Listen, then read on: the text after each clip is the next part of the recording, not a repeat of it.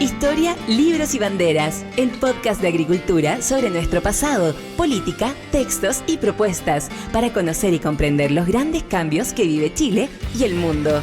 El historiador y académico Alejandro San Francisco, junto a un invitado, con una relajada pero profunda conversación, analizarán los cambios que vive hoy nuestra sociedad.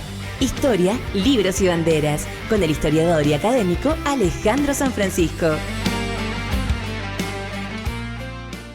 En CMPC llevamos un largo camino fortaleciendo nuestro trabajo, lo que nos ha permitido desarrollar distintas iniciativas junto a comunidades, por ejemplo, con la recuperación de un árbol extinto o el restablecimiento de agua potable en zonas rurales, la conexión del turismo y cultura a través de una sola ruta, o también el desarrollo de envases reciclables y amigables con el medio ambiente. Son esos y otros desafíos los que hoy nos permiten creer en el valor de las soluciones inspiradas en la naturaleza. CMPC, creando valor natural. Conoce más en cmpc.com. Hola, ¿cómo están? Bienvenidos a este nuevo podcast Historia, Libros y Banderas.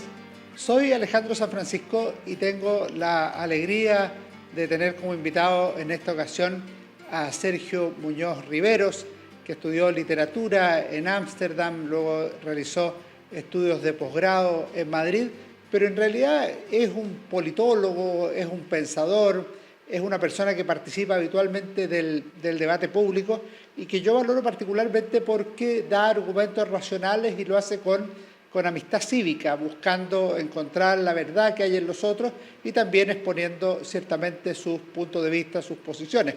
Y lo hemos invitado hoy por la publicación de su libro Estado de alerta entre el miedo y la esperanza, publicado por Ediciones El Líbero el 2021, un libro relativamente breve, de unas 175 páginas, muy interesante y que además se lee rápido porque está muy bien escrito, que son dos libros en uno, pero eso se lo vamos a preguntar a él.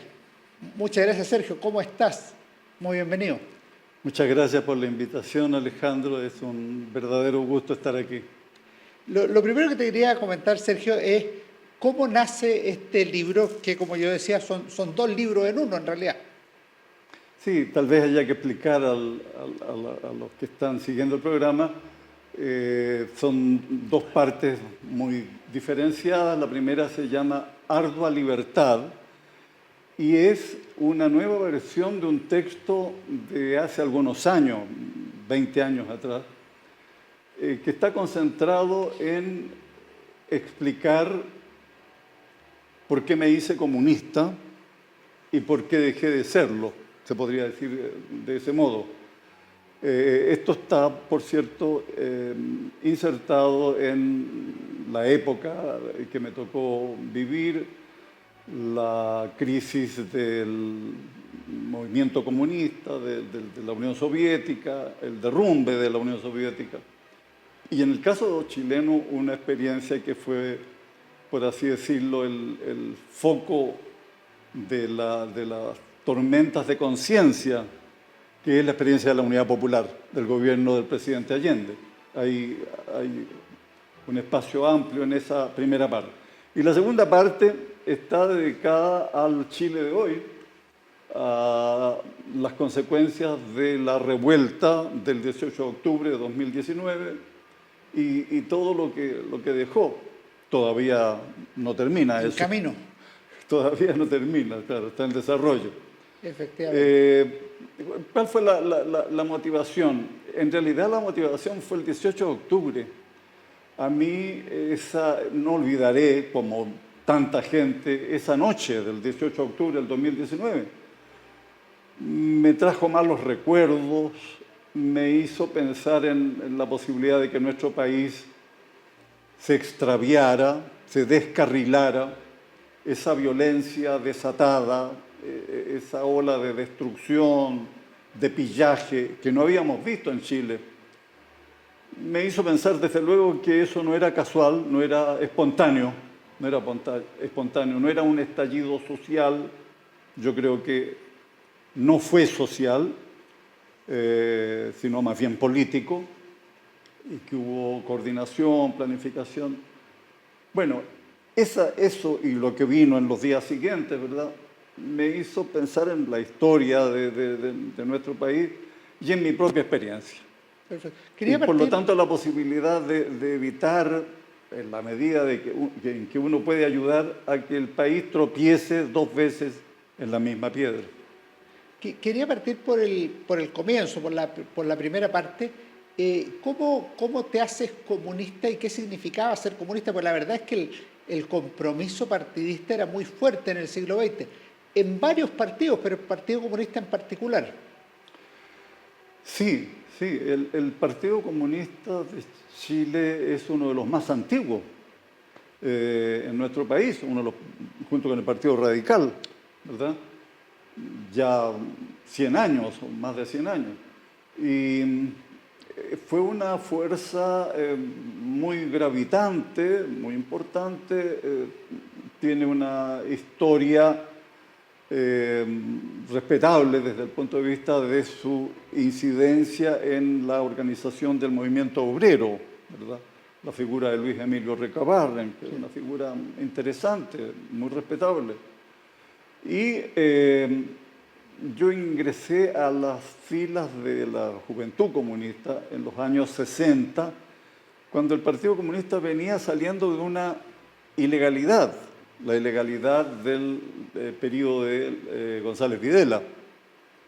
Era un partido que había sufrido persecuciones, ilegalización, y que al parecer estaba sacando conclusiones de esa experiencia, ¿verdad? Valoración de las libertades, de los espacios de acción pública ganados. Ese partido empieza a ganar influencia en los años 60, en las elecciones parlamentarias, obtiene una importante representación.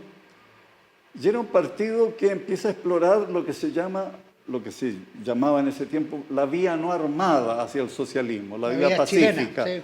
Claro, que era una combinación de lucha parlamentaria, lucha sindical, acción cultural, ¿verdad? Hablábamos antes del programa sobre algunas de las publicaciones del Partido Comunista, un partido con influencia en el mundo de la cultura, artistas, intelectuales, bueno, el partido de Pablo Neruda, sí, para decirlo en síntesis, ¿verdad? Además de la nueva música chilena, el nuevo cine. Eso es posterior, pero la figura de Neruda, sin duda, irradiaba mucho. Digamos que un joven como yo, un joven estudiante, decía, bueno, si Neruda está en este partido, ¿verdad?, debe tener muy buenas razones, muy buenos motivos. Bueno, es la época, además en que el rol de la Unión Soviética y los países del llamado campo socialista crecen en la arena internacional y se produce esta fascinación, ¿verdad? La fascinación de que ese camino, ¿verdad?, conducía hacia la verdadera justicia social, la sociedad sin clases. En el libro yo relato esto de que el ingreso a la juventud comunista era una especie de bautismo. Sí, era un hito. Claro, y ahí está muy concentrada esta idea del compromiso fuerte. ¿Había algo de religioso en eso? Sin duda, sin duda. El comunismo tiene un componente religioso muy fuerte, lo tuvo en aquel tiempo. Y bueno, participé de eso. Y eso condicionó mi vida y pudo significar también mi muerte. También condicionó un acontecimiento histórico que me llamó la atención. Tú estuviste el 4 de septiembre de 1970 en la FECH. Así es. Y el presidente de la FECH era comunista, Alejandro Rojas.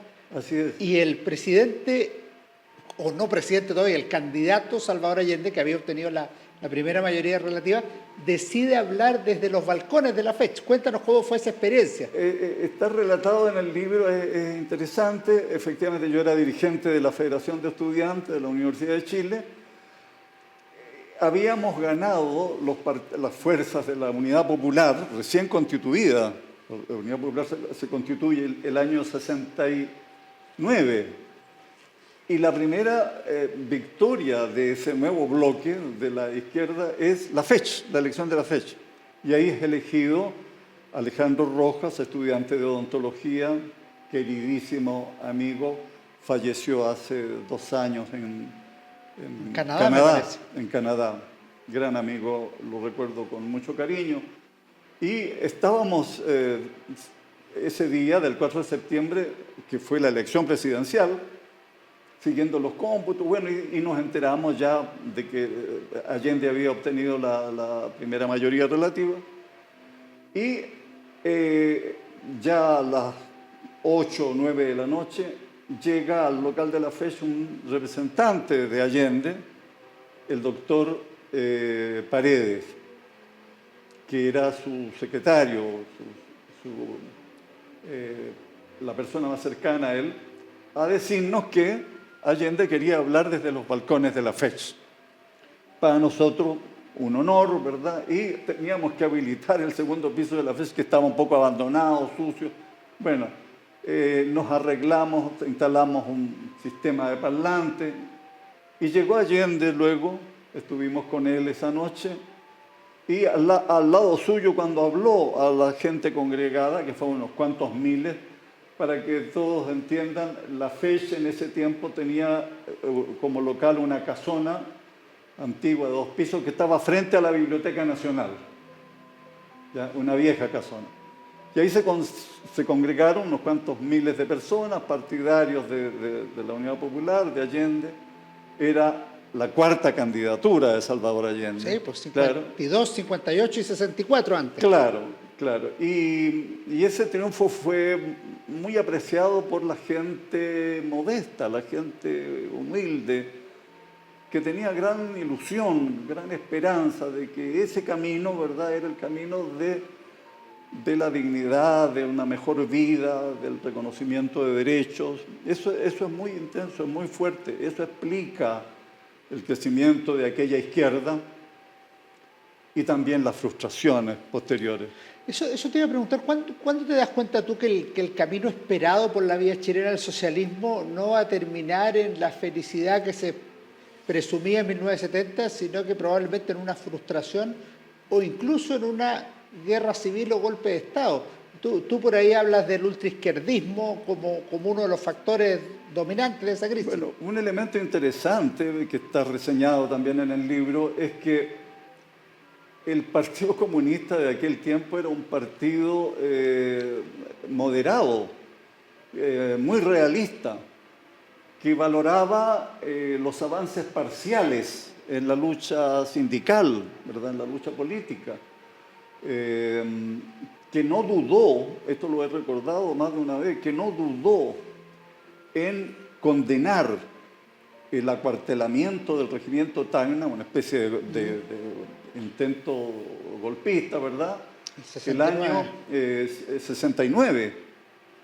Esto creó mucha conmoción en su momento. Gobernaba el presidente Frei Montalva, se acuartela el general Roberto Bió en el regimiento Tacna, uno de los regimientos importantes del ejército en la ciudad de Santiago, y se crea una situación muy complicada. El Partido Comunista salió a condenar el levantamiento, a diferencia del socialista, por ejemplo, y apoyar al presidente Frei Montalva. Fíjate, ese era el tipo. Bueno, y el PC de aquellos años enfrenta muy duramente el ultraizquierdismo, ¿ya?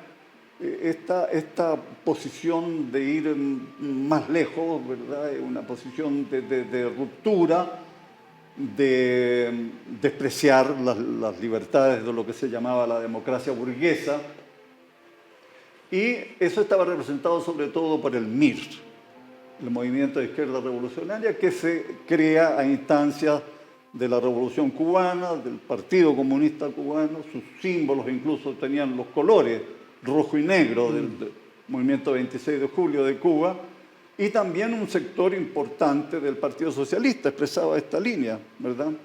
Se recuerda la figura de Carlos Altamirano, ya fallecido, ¿verdad?, que es un poco el representante de esta línea ultra, y que crea muchos problemas, y que ese es el Partido Socialista que entra a la moneda. Había que esperar problemas, ¿verdad?, en el gobierno. Mira, hay una cosa, Alejandro, y es que el Partido Comunista de los años de la Unidad Popular vivió a contrapelo la experiencia del gobierno del presidente Allende. Me consta porque yo era parte de las discusiones internas que había, desde luego, mucho recelo de esta línea con la que parte el gobierno de Allende de expropiación de industrias. La industria textil, una de las primeras, ¿verdad?, que cae en manos del Estado, ¿verdad? Allí el ministro de Economía, Pedro Vukovich, del Partido Socialista, ¿verdad?, lleva adelante esta política. Y eso genera ya una dinámica, ¿verdad?, muy corrosiva y que genera enorme desconfianza entre los empresarios, ¿verdad?, por supuesto, lo que se veía venir, ¿verdad? Bueno, era el programa de la Unidad Popular.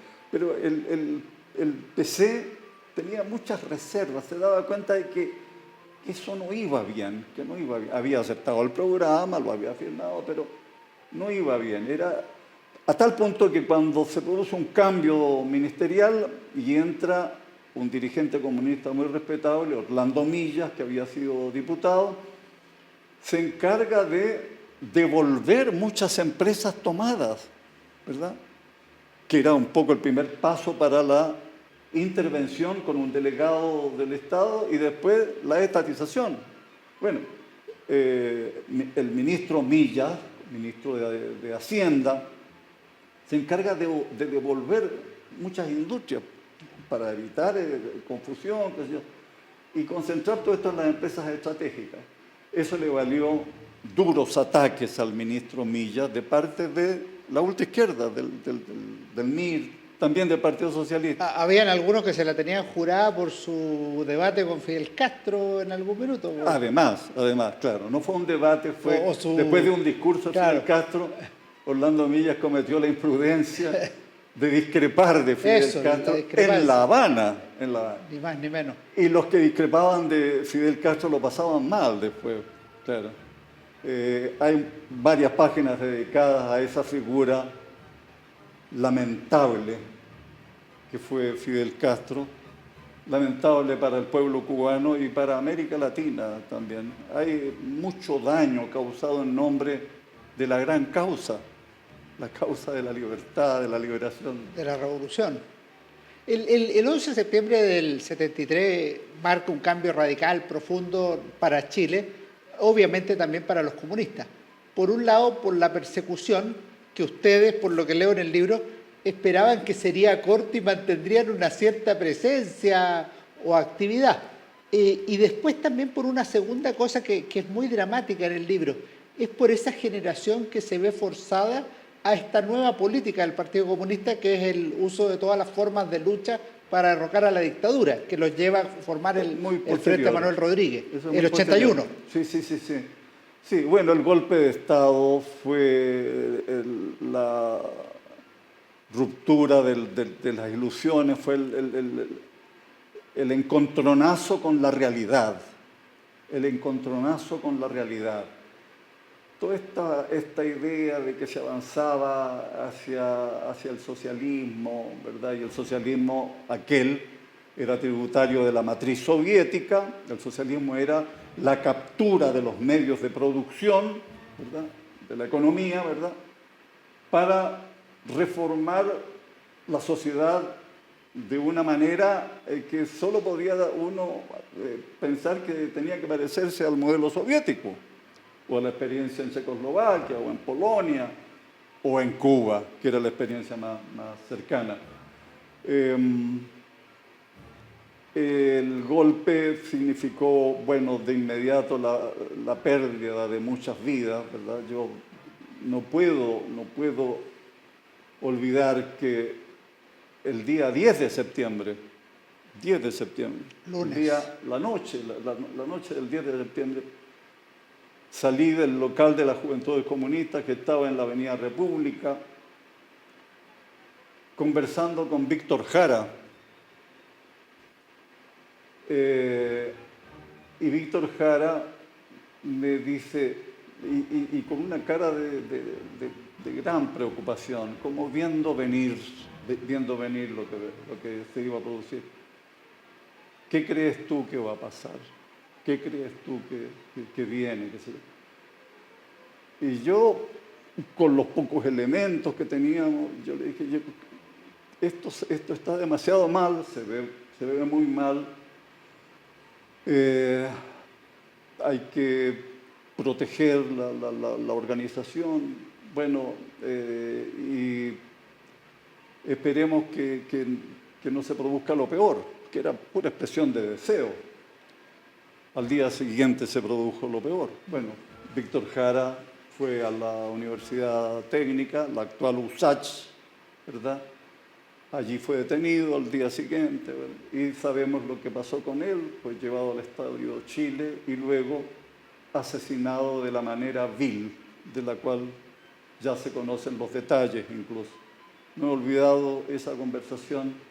Lo que vino después es una vida a salto de mata, porque yo fui dirigente clandestino de las Juventudes Comunistas, vivíamos a salto de mata, precariamente, consiguiéndonos casas donde reunirnos. El PC y la Juventud Comunista en esa primera etapa intenta reagruparse, reorganizar las fuerzas, y pensando que la dictadura podía no ser tan larga, es cierto. Lo que pensaba la democracia cristiana también. También, bueno, vimos todo lo que duró, Lo que tú mencionas viene mucho después, cuando yo me voy de las filas comunistas del año 86, que coincide con esto de la política de rebelión popular, la ilusión de que podía derrotarse a las Fuerzas Armadas en el plano de la fuerza, en el plano de las armas. Claro. Bueno, un costo altísimo tuvo eso. Muchos jóvenes militantes del comunista, militantes de la Juventud Comunista, que entregaron todo, digamos, por eso, y lo pagaron con su vida. Es una historia muy triste. Eso significa que el Partido Comunista tuvo dos derrotas. La derrota del 73 y luego la derrota de 86-87, ya cuando se produce, bueno, Carrizal Bajo, ¿verdad? El ingreso de armas, la derrota del Frente Manuel Rodríguez. No era ese el camino. Y eso coincide el 87 con tu salida del Partido Comunista. ¿Qué te lleva a renunciar? Esta es la última pregunta sobre el primer libro, por decirlo. Sí, mira, claro, aquí falta el dato de que yo estuve en prisión 1 año y medio. Tuvimos harto tiempo para pensar en la prisión con otros amigos socialistas, miristas también. En Villa Grimaldi. El itinerario fue Villa Grimaldi, fui detenido en la calle yo, sin testigos, nada, pudo pasar cualquier cosa. Villa Grimaldi, después 4 Álamos, después 3 Álamos, después un tiempo en el campo de prisioneros de Puchuncaví, que estaba controlado por la Infantería de Marina. Luego volví a 3 Álamos y desde allí salí en libertad a fines del 76. Me detuvieron a mediados del 75, salí en libertad a fines del 76. Y tuve la suerte de partir al exilio a un país que fue muy importante para mí en muchos sentidos. Nació un hijo mío, estoy hablando de Holanda, los Países Bajos dicen ahora, como nombre oficial. Holanda, Ámsterdam. Viví en Ámsterdam junto a mi esposa. Partimos con un hijo que tenía 8 años y nació otro hijo allá. Así que te imaginarás lo importante que es ese país, hay un vínculo muy fuerte. Pude continuar mis estudios interrumpidos en la Universidad de Ámsterdam, trabajar después en otra universidad, la Universidad de Utrecht, en Holanda. Y digo que tuve la suerte porque Holanda era un país abierto al mundo. Las corrientes de aire, digamos, iban por todos lados, las corrientes culturales, el debate de ideas. La crisis del socialismo real la observo muy de cerca desde Holanda, ¿ya?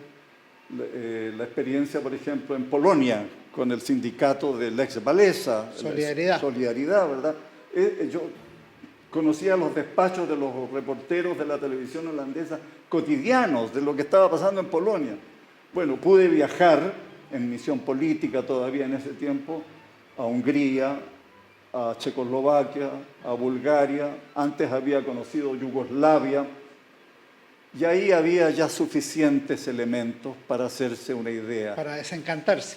Y claro, para llegar a una conclusión básica. Yo no quiero esto para mi país. Era muy básica, no quiero esto. Es decir, el monopolio del poder, el partido único, la economía en manos del Estado, la persecución política a los disidentes. En ese periodo yo empiezo a conocer mucho del mundo de los disidentes en la Unión Soviética, en Checoslovaquia. Empiezo a admirar inmensamente la resistencia de toda esa gente al totalitarismo. Una figura ejemplar, Václav Havel, dramaturgo checoslovaco en ese tiempo, y que después, cuando se produce la caída, ¿verdad?, del régimen comunista, pasa a ser presidente de la nueva Checoslovaquia. Un intelectual gobernante. ¿Cómo? Un intelectual gobernante. Así es. Fue una experiencia muy, muy interesante. Viví también, seguí muy de cerca la transición española. Ya. La transición española.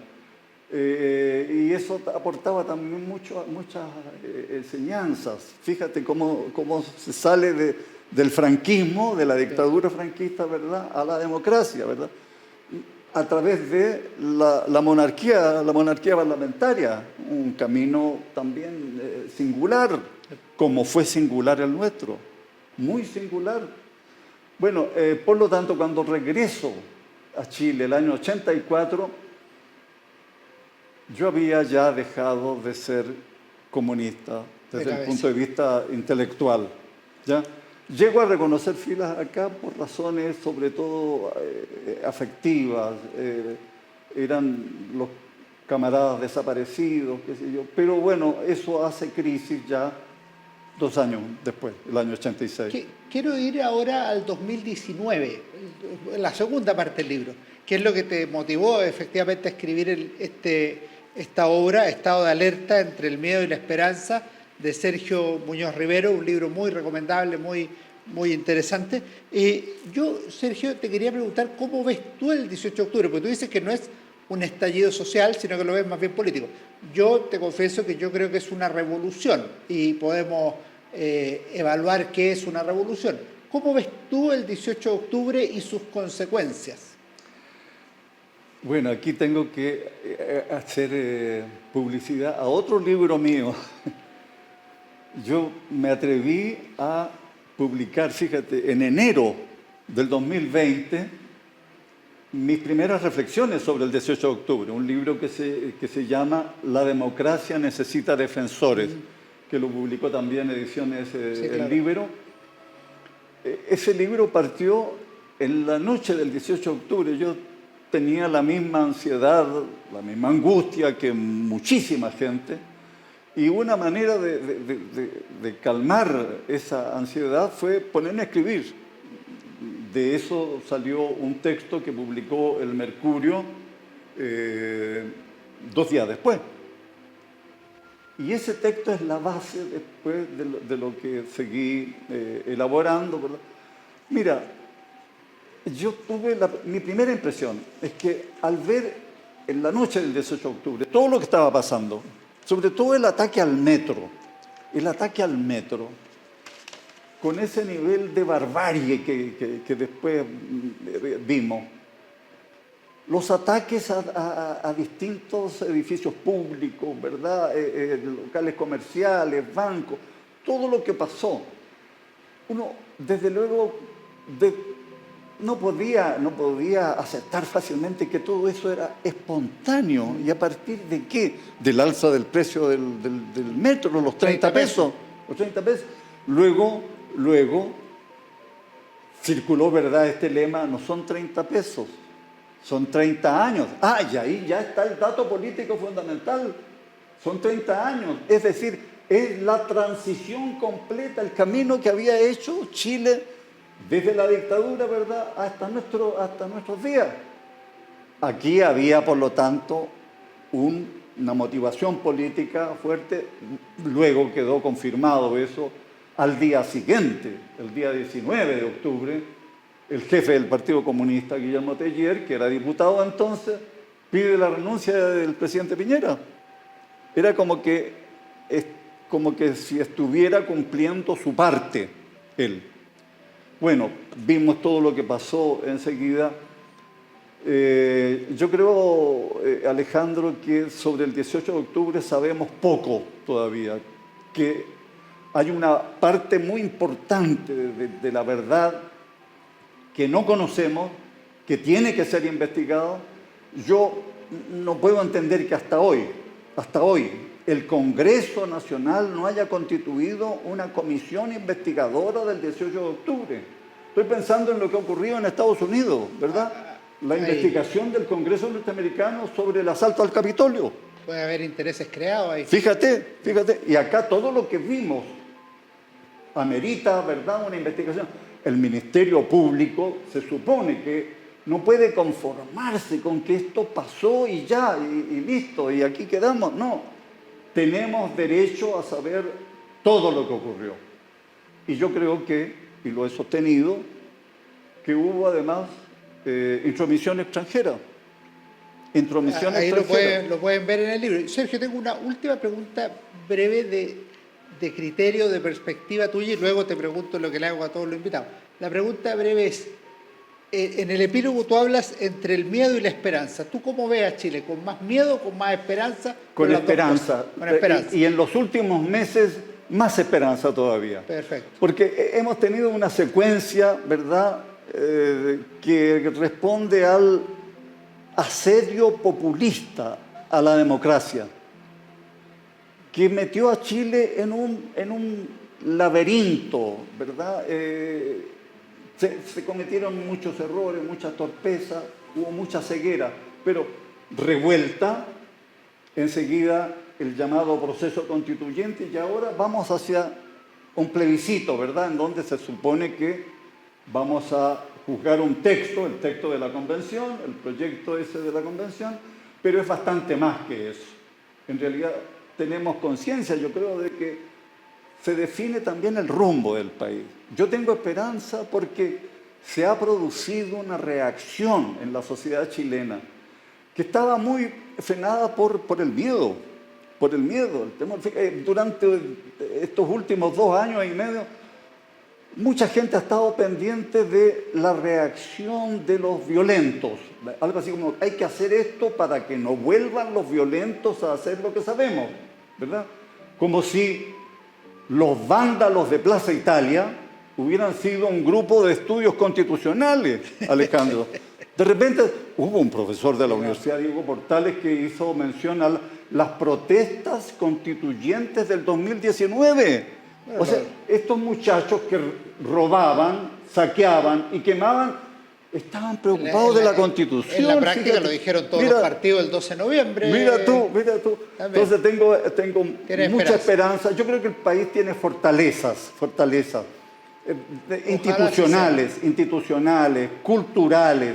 Hay una república bicentenaria que no se puede echar abajo así como así. Este intento de demoler todo lo que tenemos, que se expresó en la convención, bueno, fracasó. Se intentaba refundar Chile. Y lo que hemos visto es que Chile no se dejará refundar. Eso es muy importante. ¿Cómo no tener esperanza, Alejandro? Perfecto, Sergio. Te quería molestar con una última pregunta. ¿Qué recomendación de lectura tienes para mí, para los auditores del programa Historia, Libros y Banderas? Bueno, quiero recomendar dos libros. Hay uno de un historiador chileno al que respeto muchísimo, Joaquín Fermandois. Gran historia. Él es autor de un libro que se llama La democracia en Chile, que sería bueno que todos los estudiantes de historia lo leyeran. Yo se lo regalaría a todos los diputados y a todos los senadores. Sería bueno que lo leyeran.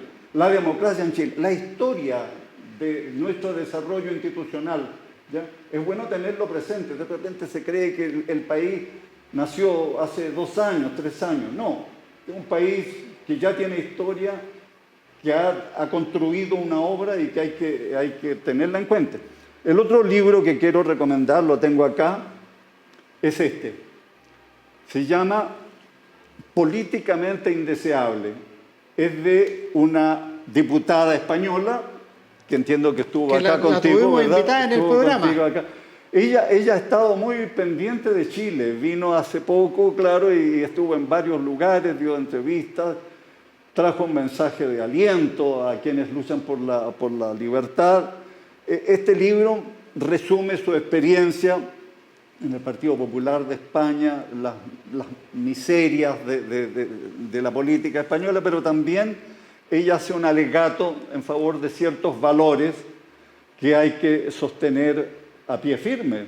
La autonomía de las personas, la libertad, la democracia representativa, la democracia liberal, ¿verdad? Que al final es la que conocemos, la que existe, la verdadera, ¿verdad? Si empezamos a poner apellidos ya se desnaturaliza. Recomiendo con mucho entusiasmo el libro de Cayetana Álvarez de Toledo, la diputada española que Perfecto. Nos ha visitado. Muchas gracias, Sergio Muñoz Rivero. Gracias a ustedes por acompañarnos nuevamente en Historia, Libros y Banderas. Nos vamos con 2 excelentes recomendaciones. Joaquín Fermandois, La democracia chilena, trayectoria de Sísifo, y Políticamente Indeseable, de Cayetana Álvarez de Toledo. Te deseamos lo mejor y ojalá tus esperanzas se vean validadas en la realidad chilena. Muchas gracias, Sergio. Muchas gracias, Alejandro, por la invitación. Muchas gracias. Un gusto y que estés muy bien. Nos vemos. Fue Historia, Libros y Banderas con Alejandro San Francisco.